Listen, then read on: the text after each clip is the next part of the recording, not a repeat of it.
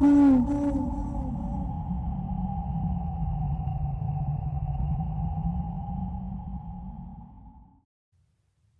Descent of Inanna into the underworld.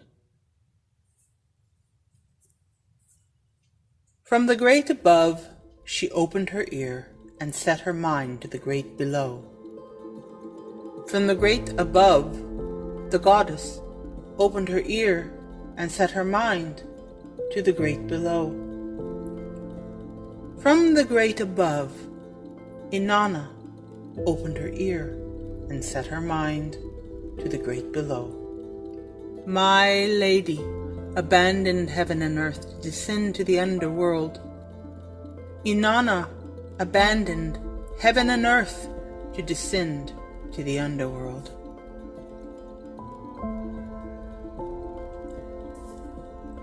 She abandoned the office of inn, abandoned the office of lagar, and descended to the underworld. In Uruk, she abandoned her temple to descend to the underworld. She abandoned the Iana in Unug and descended to the underworld. In Bad Tibira, she abandoned her temple to descend to the underworld. She abandoned the Imuk Kalama in Bad Tibira and descended to the underworld. In Zabalam, she abandoned her temple to descend to the underworld. She abandoned the Giguna. She abandoned the Giguna in Zabalam and descended to the underworld. In Adab, she abandoned her temple to descend to the underworld.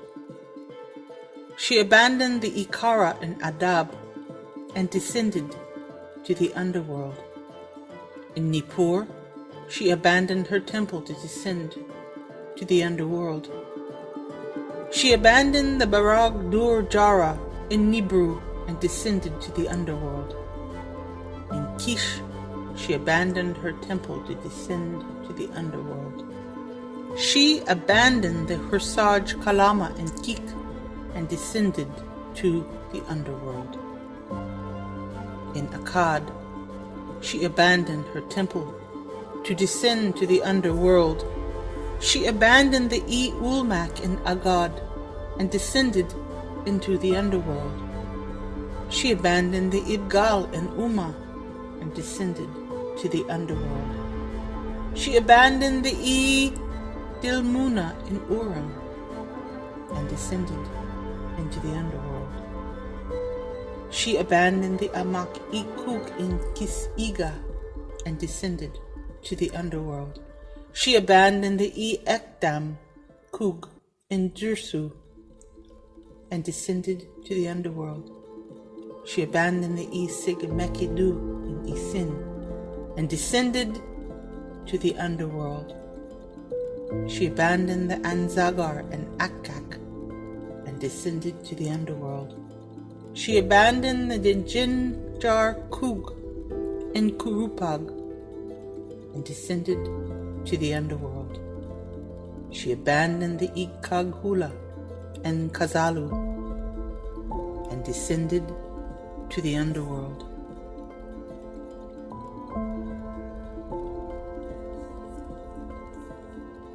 She gathered together the 7 Mi.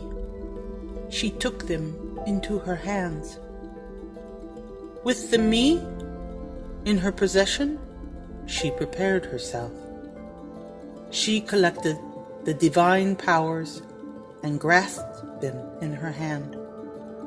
With the good divine powers, she went on her way. She put a turban, the Shugura crown of the steppe for the open country, on her head. She took a wig for her forehead. The dark locks of her hair she carefully arranged. She hung small lapis lazuli beads around her neck and let the double strand of twin egg-shaped beads fall upon her breast, and wrapped the pala dress, a royal robe, around her body.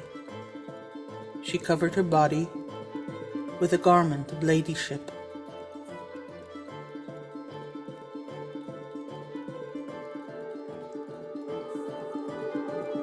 She daubed her eyes with mascara which is called Let a Man Come, Let Him Come, and bound the pectoral breastplate which is called Come, Man, Come, over her breast. She slipped the gold ring over her wrist and placed a golden ring on her hand. She held the lapis lazuli measuring rod and measuring line in her hand.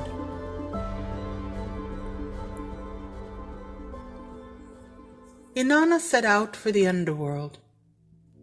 Her minister, Ninshubur, traveled behind her. Inanna spoke to Ninshubur, saying, Ninshubur, my constant support, my sukal who gives me wise advice, my warrior who fights by my side. Come, my faithful minister of Inanna, my minister who speaks fair words, my escort who speaks trustworthy words. I'm going to give you instructions. My instructions must be followed. I'm going to say something to you. It must be observed.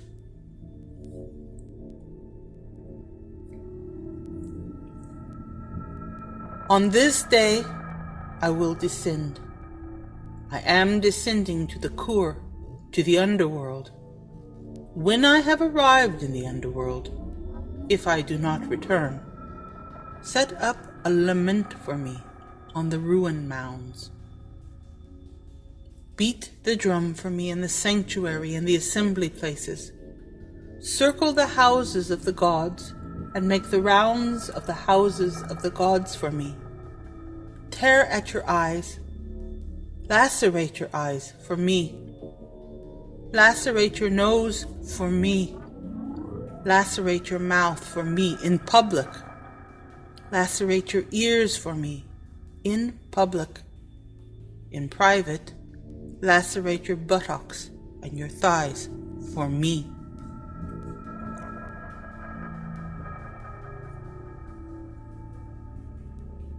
Like a pauper, like a beggar, clothe yourself in a single garment, and all alone go to Nippur, to the temple of Enlil.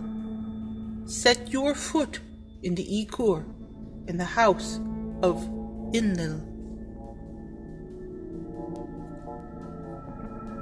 When you have entered his holy shrine, when you have entered the Ikur, the house of Enlil, cry out and lament, saying, O Father Enlil, do not let your daughter be put to death in the underworld. Do not let your bright silver, your precious metal, be alloyed there with the dirt of the underworld, covered with dust of the underworld. Do not let your precious lapis lazuli be split there, broken into stone with a mason's stone for the stoneworker. Do not let your fragrant boxwood be chopped up there, cut into wood for the woodworker's wood. Do not let the holy priestess of heaven, young Lady Inanna, be put to death in the underworld.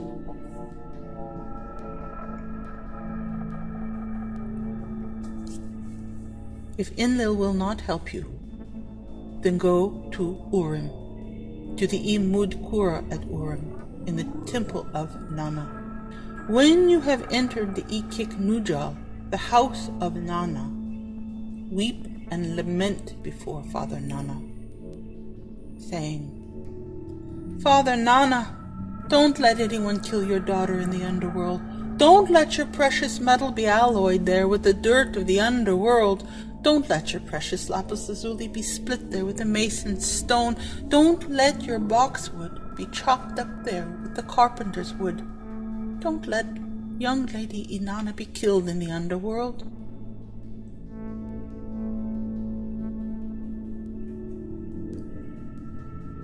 If Nana does not help you in this matter, then go to Ereshkigal, to the temple of Enki. In Ereshkigal, when you have entered the house of Enki, lament and weep before Father Enki, saying, Father Enki, don't let anyone kill your daughter in the underworld. Don't let your precious metal be alloyed there with the dirt of the underworld. Don't let your precious lapis lazuli be split there with a mason's stone. Don't let your boxwood be chopped up there with the carpenter's wood. Don't let young Lady Inanna be killed in the underworld.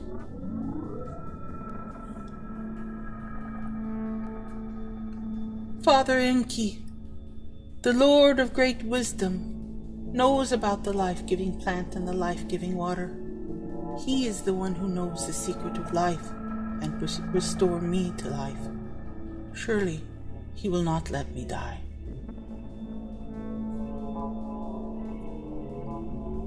When Inanna traveled on towards the underworld, her minister, Ninshubur, traveled on behind her. And then she stopped and said to her minister, Ninshubur, "Go now, my Ninshubur, and pay attention. Do not forget or neglect the instructions that I gave to you."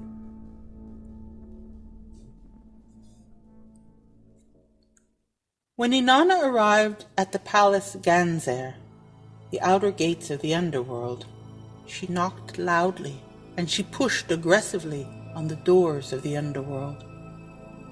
She shouted aggressively in a fierce voice at the gate of the underworld, and she cried out, "Open up, doorman! Open up! Open the door, gatekeeper! Open up the door! Nettie, open up! I'm all alone, and I want to come in." Nettie, the chief gatekeeper, the chief doorman of the underworld of the Kur, answered holy Inanna, and he said, "Who are you?"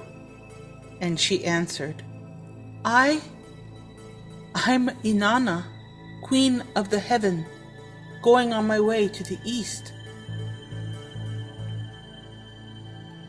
Nettie said, "If you are truly Inanna going to the east, why have you traveled to the land of no return? How did you set your heart on the road whose traveler never returns?" Holy Inanna answered him and said, "Because of my older sister, Ereshkigal. Lord Gudgal-Anna, the bull of heaven, the husband of my elder sister, holy Ereshkigal, has died, and in order to have his funeral rites observed, she offers general libations of beer at his wake. For that reason, let it be done."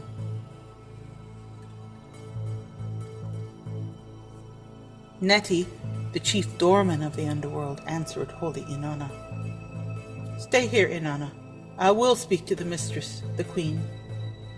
I will speak to my mistress, Ereshkigal, and give her your message, and I will tell her what you have said." Nettie, the chief doorman, chief gatekeeper of the underworld of the Kur, entered the house of his mistress, Ereshkigal, queen of the underworld, and said to her,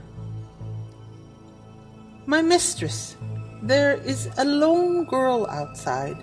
It is Inanna, your sister, and she has arrived at the palace Ganzer. She pushed aggressively on the door of the underworld. She shouted aggressively at the gate of the underworld. She has abandoned Inanna and has descended to the underworld. She has taken the 7 divine powers. She has gathered together the 7 me. She has collected the divine powers and grasped them in her hand. She has taken them into her hands. She has come on her way with all the good divine powers. With the me in her possession, she has prepared herself. On her head, she has put a turban, the shugara, the crown of the steppe, and across her forehead she's taken a wig, and the dark locks of her hair have been carefully arranged. She has hung small lapis lazuli beads about her neck, and she has placed a double strand of twin egg-shaped beads upon her breast. She has covered her body with a palla dress of ladyship, wrapping her body in the royal robe. She has placed mascara, which is called Let a Man Come, on her eyes, and she has pulled the pectoral breastplate, which is called Come Man, Come, over her breast, and she has placed the golden ring on her hand, and upon her wrist she wears the golden ring. She is holding the lapis lazuli measuring rod and measuring line in her hand.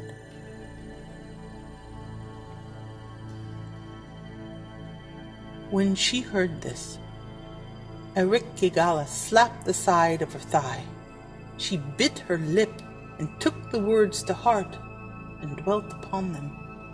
And then she spoke and said to Neti, her chief doorman, "Come, Neti, my chief doorman of the underworld, gatekeeper of the Kur, don't neglect the instructions that I will give you. Heed my words.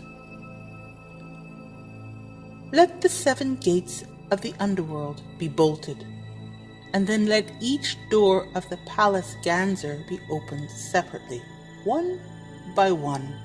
Open each gate a crack, and let Inanna enter. And after she has entered and crouched down and been made to bow low, have her clothes removed, and they will be carried away."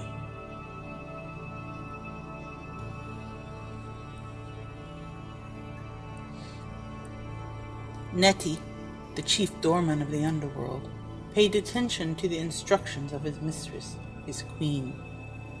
He bolted the 7 gates of the underworld, and then he opened the outer gate, and each of the doors of the palace Ganzer separately. And he said to holy Inanna, "Come on, Inanna, and enter." When she entered the first gate, the turban, the shugura, crown of the steppe of the open country, was removed from her head. Inanna asked, "What is this?" And she was told, "Be satisfied, Inanna. The ways of the underworld are perfect, and the divine power of the underworld has been fulfilled. Quiet, Inanna. You must not open your mouth against the rights of the underworld. They may not be questioned." When she entered the second gate, the small lapis lazuli beads were removed from her neck. Inanna asked, "What is this?" And she was told, "Be satisfied, Inanna. The ways of the underworld are perfect, and the divine power of the underworld has been fulfilled. Quiet, Inanna.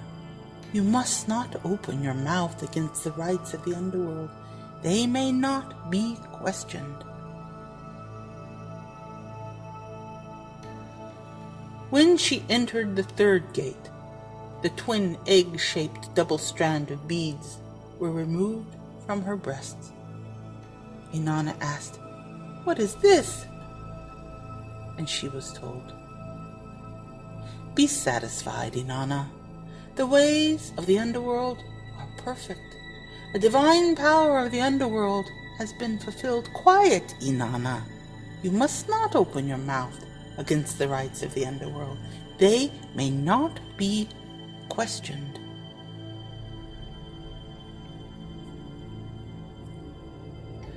When she entered the fourth gate, the Come Man Come pectoral breastplate was removed from her breast, and Inanna asked, "What is this?" And she was told, "Be satisfied, Inanna. The ways of the underworld are perfect, and the divine power of the underworld has been fulfilled. Quiet, Inanna.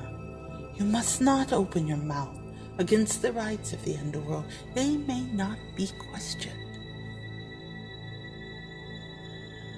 And when she entered the fifth gate, the golden ring was removed from her hand. From her wrist, the gold ring was removed. And Inanna asked, "What is this?" And she was told, "Be satisfied, Inanna. The ways of the underworld are perfect, and the divine power of the underworld has been fulfilled. Quiet, Inanna. You must not open your mouth against the rights of the underworld. They may not be questioned.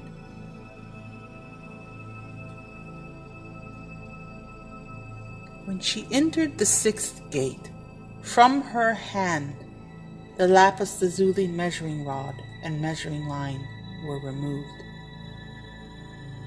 "What is this?" she asked. And she was told, "Be satisfied, Inanna. The ways of the underworld are perfect, and the divine power of the underworld has been fulfilled. Quiet, Inanna. You must not open your mouth against the rights of the underworld. They may not be questioned."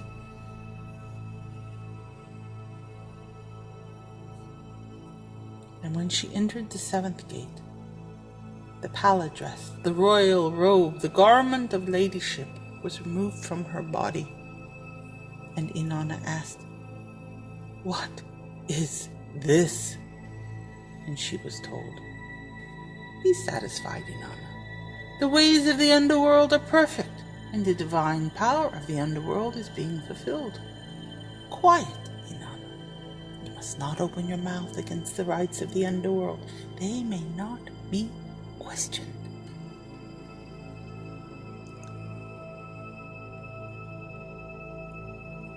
After this, she crouched down, naked and bowed low, and all of her clothes had been removed, and they were all carried away.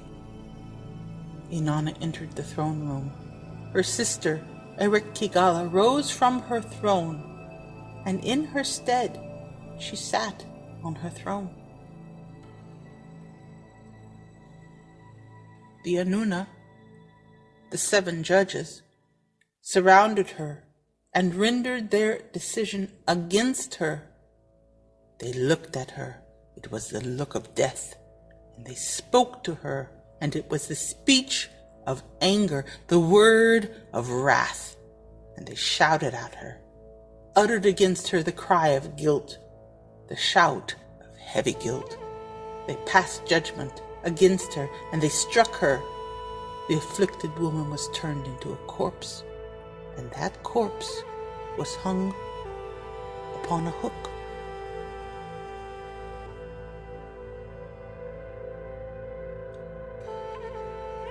After 3 days and 3 nights had passed, Inanna had not returned. Her minister, Ninshubur, who speaks fair words, her escort, who speaks trustworthy words, set up a lament for her by the ruins. She carried out the instructions of her mistress and did not forget her orders. She did not neglect her instructions. She made a lament for her in her ruined house. She beat the drum for her in the sanctuaries and the assembled places. She circled the houses of the gods and made the rounds of the houses of the gods for her. And she lacerated her eyes for her. She lacerated her nose for her. She tore at her own mouth. In private, she tore at her thighs, and she lacerated her buttocks for her. And like a pauper, like a beggar, she clothed herself in a single garment, and all alone she set her foot in the Ekur, the house of Enlil. When she had entered the Ekur, the holy shrine, the house of Enlil, she lamented before Enlil, and she cried out, "Oh, Father Enlil, don't let anyone kill your daughter in the underworld. Don't let your precious metal, your bright silver, be alloyed there with the dirt and covered with the dust of the underworld. Don't let your precious lapis lazuli be split and broken into stone for the stoneworker, there with the mason's stone. Don't let your fragrant boxwood be chopped up and cut into wood for the carpenters. Don't let young Lady Inanna, the holy priestess of heaven, be killed in the underworld."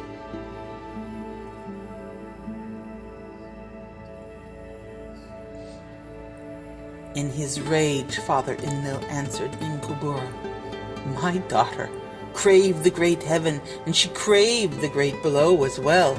Inana craved the great heaven, and she craved the great below as well. The divine powers of the underworld are divine powers which should not be craved, for whoever receives them must remain in the underworld and not return.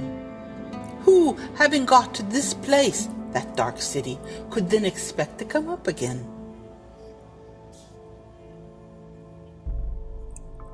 Thus, Father Enlil did not help in this matter. So she went to Urim. In the Mudkura at Urim, where she had entered the Ikik-Nujal, the house of Nana, she lamented before Nana. And when she entered the holy shrine, she cried out, "Oh, Father Nana, don't let your daughter be killed in the underworld. Don't let your precious metal, your bright silver, be alloyed there with the dust and covered with the dirt of the underworld. Don't let your precious lapis lazuli be broken and split there for the stoneworker with a mason's stone. Don't let your fragrant boxwood be chopped up into wood for the carpenters. Don't let young Lady Inana, the holy priestess of heaven, be killed in the underworld." In his rage, Father Nana answered Ninshubur, "My daughter craved the great heaven, and she craved the great below as well. Inana craved the great heaven, and she craved the great below as well. The divine powers of the underworld are divine powers which should not be craved, for whoever receives them must remain in the underworld and does not ever return. Who, having got to that place, that dark city, could then expect to ever come up again?" Thus, Father Nana did not help her in this matter. So she went to Eridu, to the temple of Enki in Eridu.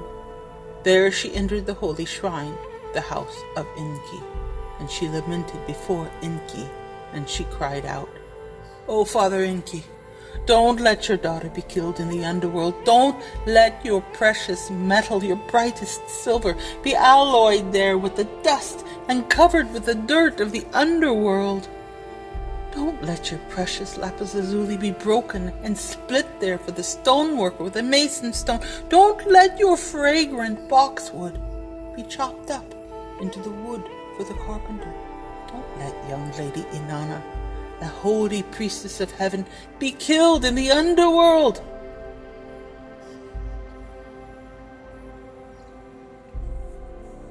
Father Enki answered Ninshubur and said, "What has happened? What has my daughter done? She has me worried. What has Inanna done? She has me worried. What has the mistress of all the lands done? She has me worried. What has the queen of all the lands, the hero duel of An, done? She has me worried."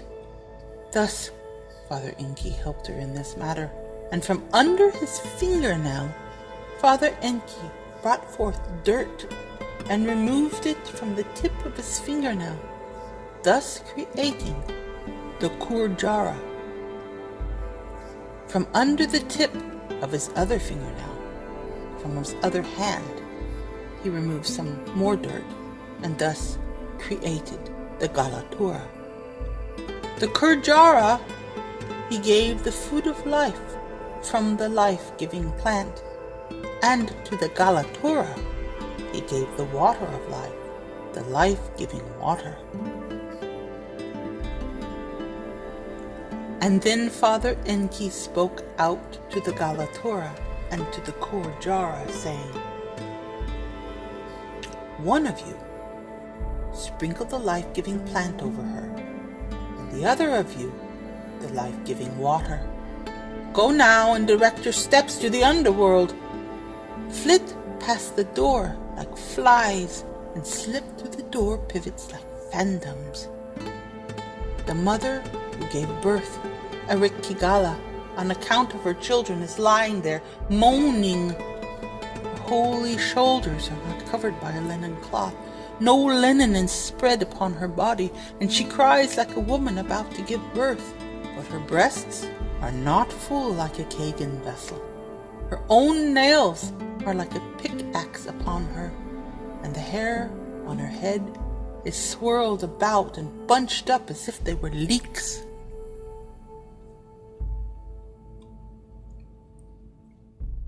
When she says, "Oh, my heart," you are to say, "You are troubled, our mistress.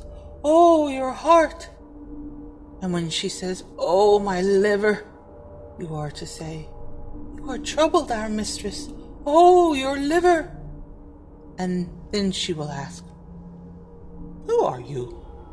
Speaking to you from my heart to your heart, from my liver to your liver. If you are gods, let me talk with you. And if you are mortals, may a destiny be decreed for you. And then she will offer you a gift. Make her swear to this by heaven and by earth.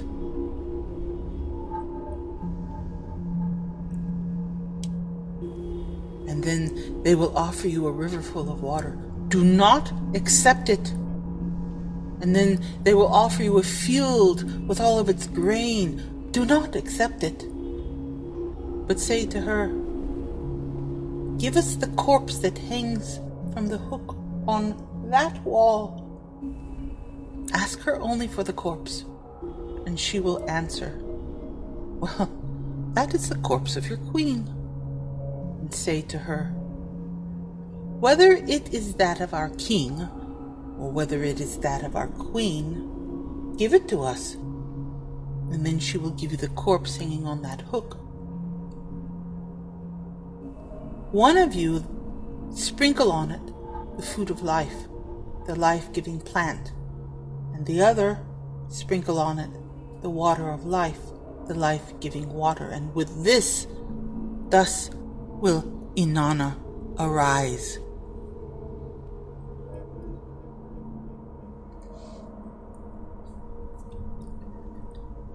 The Galatura and the Kurjara heeded the instructions of Enki and set out for the underworld. They flitted through the door like flies. They slipped through the door pivots like phantoms, and they slipped through the cracks of the gates, and they entered the throne room of the mother who gave birth, Ereshkigal, who because of her children was lying there. Queen of the underworld. Her holy shoulders are not covered by a linen cloth. No linen is spread upon her body. Her breasts are not full like a kagan vessel, and her own nails are like a pickaxe upon her. The hair on her head is swirled about and bunched up as if it were leeks.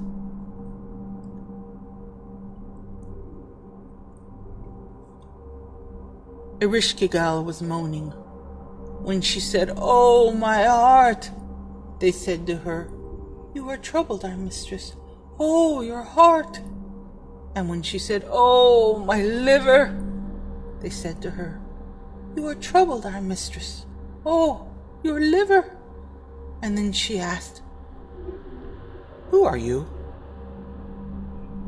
"I tell you from my heart to your heart and from my liver to your liver.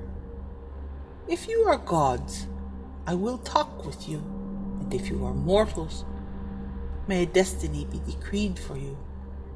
And then they made her swear to this by heaven and by earth.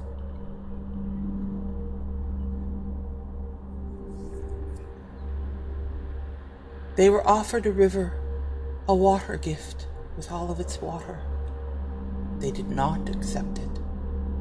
They were offered the fields and harvest with all of its grain. They did not accept it. And Ereshkigal said, "Speak then, what do you wish?" And they said to her, "Give us that corpse hanging on the hook." Holy Ereshkigal answered the Galatura and the Kurjara, "The corpse is that of your queen. It belongs to Inanna." And then they said to her, "Whether it is that of our king or that of our queen, give it to us." And then they were given the corpse hanging on the hook. And then one of them sprinkled upon it the food of life, the life-giving plant, and the other sprinkled the water of life, the life-giving water. And thus Inanna arose.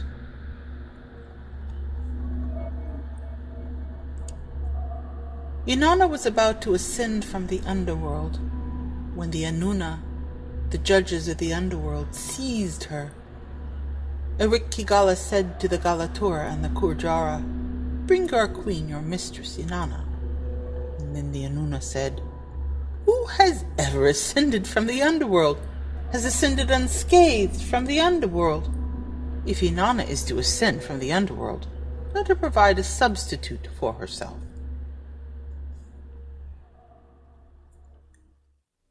As Inanna ascended from the underworld, the one in front of her, though not a minister, held a scepter in his hand, and the one behind her, though not an escort, carried a mace at his hip, while the small demons, like a reed enclosure, and the big demons, like the reeds of a fence, clung to her and restrained her on all sides. The Gala were demons, those who accompanied her, those who accompanied Inanna, who know no food, know no drink, eat no flower offering, and drink no libation. They accept no pleasant gifts. They never enjoy the pleasures of the marital embrace, never have had any sweet children to kiss.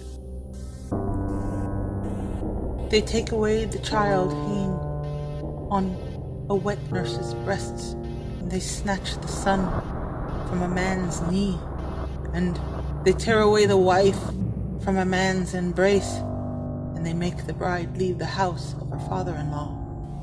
They crush no bitter garlic, they eat no fish, they eat no leeks. It was who accompanied Inanna.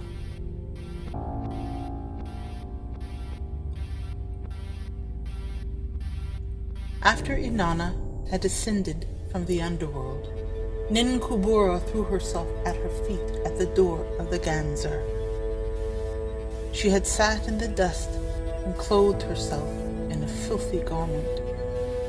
Surrounded by the Gala, she threw herself in the dust at Inanna's feet. The demon said to holy Inanna, "Inanna, proceed to your city. We will take her back in your place." Holy Inanna answered the demons, "This is my minister of fair words, Ninshubur, my constant support, my escort of trustworthy words, my Sukal who gives me wise advice. She did not forget my instruction. She did not forget my words, nor neglect the orders that I gave her. She made a lament for me on the ruin mounds, and she beat the drum for me in the sanctuaries and at the assembly places. She circled the houses of the gods and made the rounds of the gods' houses for me. She lacerated her eyes for me. She lacerated her nose for me. She lacerated her ears for me in public. She tore at her mouth for me, and in private she tore at her thighs and lacerated her buttocks for me, and like a pauper she clothed herself in a single garment. All alone she directed her steps towards Nippur, the Ikur, to the house of Enlil and to Urim, to the house of Nana and to Eridug, to the house of Enki. It was she who wept before Enki. It was she who brought me back to life. How could I turn her over to you? Let us go on. Let us go on to the Sigkur Kaga in Uma. We will accompany you to Uma.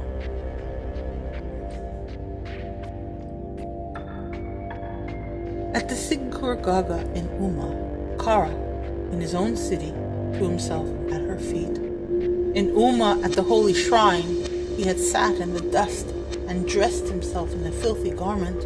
And when he saw Inanna surrounded by the Gala, he threw himself in the dust at her feet.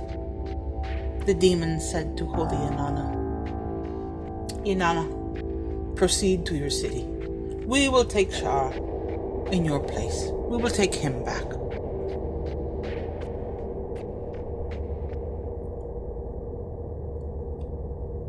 Holy Inanna answered the demons, "No, not Shara. Kara is my singer, my manicurist, and my hairdresser. He is my son who sings hymns to me. How could I turn him over to you? Let us go on. Let us go on to the Kalama in Bad Tibira."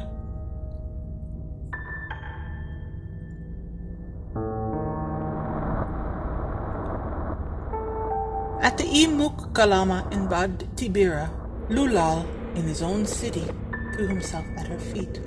In Bad Tibira, at the holy shrine, he had sat in the dust and clothed himself in a filthy garment. And when he saw Inanna surrounded by the Gala, he threw himself in the dust at her feet. And the demon said to holy Inanna, "Inanna, proceed to your city. We will take Lulal in your place. We will take him back." Holy Inanna answered the demons, "Outstanding Lulal follows me at the right and at the left. Not my Lulal. No, not my Lulal. He's a leader among men. How could I turn him over to you? Let us go on. Let us go on to the great apple tree in the plain of Kulaba." They followed her to the great apple tree in the plain of Kulaba. There was Dumuzid, the husband of Inanna, clothed in a magnificent and shining garment, and seated magnificently upon a throne. The demons seized him there by the thighs. The 7 of them poured the milk from his churns. The 7 of them shook their heads. They would not let the shepherd play the pipe and the flute before her. She looked at him and fastened upon him the look of death. She spoke to him the word of wrath. It was the speech of anger, and she shouted at him the cry of guilt. It was the shout of heavy guilt. She uttered against him, "How much longer? Take him away! Take Dumuzid away!" Holy Inanna gave Dumuzid, the shepherd, into their hands.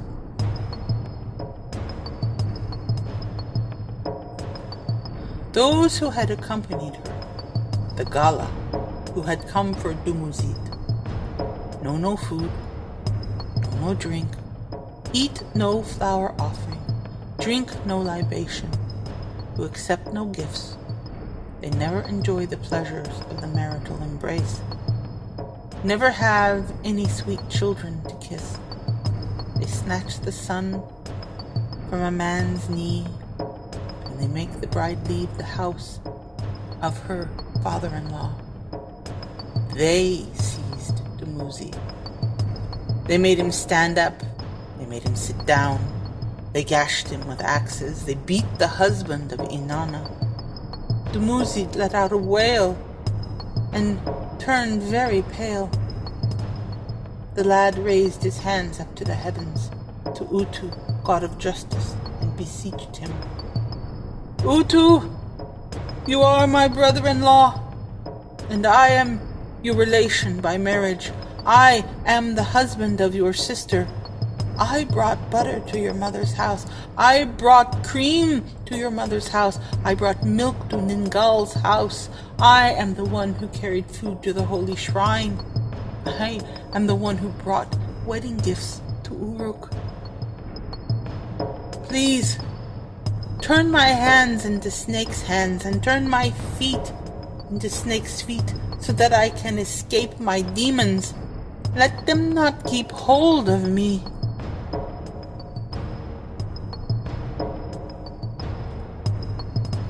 The merciful Utu accepted his tears. Dumuzid's demons could not keep hold of him. Utu turned Dumuzid's hands into snake's hands, and he turned his feet into snake's feet. Dumuzid escaped his demons. Like a Ereshkigal snake, he fled. They seized him again, but they could not hold him.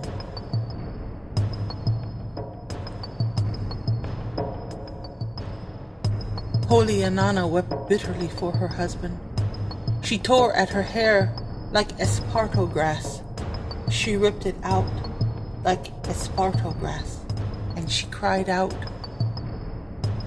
"You wives who lie in your men's embrace, where is my precious husband? You children who lie in your men's embrace, where is my precious child? Where is my man? Where has he gone? Where is my man? Where can he be?"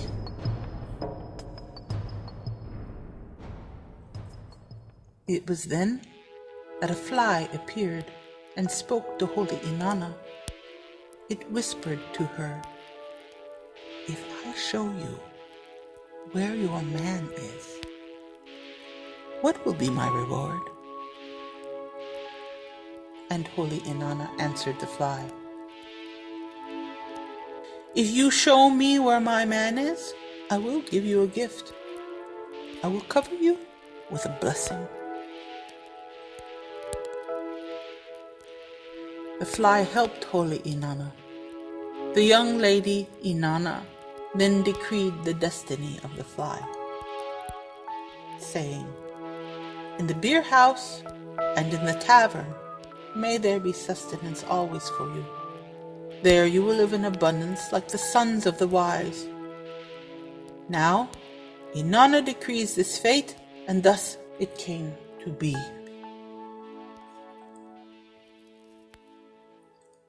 Inanna was weeping. She came up to the sister-in-law and took her by the hand. "Now, alas, Dumuzid, you for half the year, and your sister for half the year. When you are demanded on that day, you will stay. When your sister is demanded on that day, you will be released." And thus, holy Inanna gave to Dumuzid, as a substitute, his sister Inana. Holy Ereshkigal, sweet is your praise.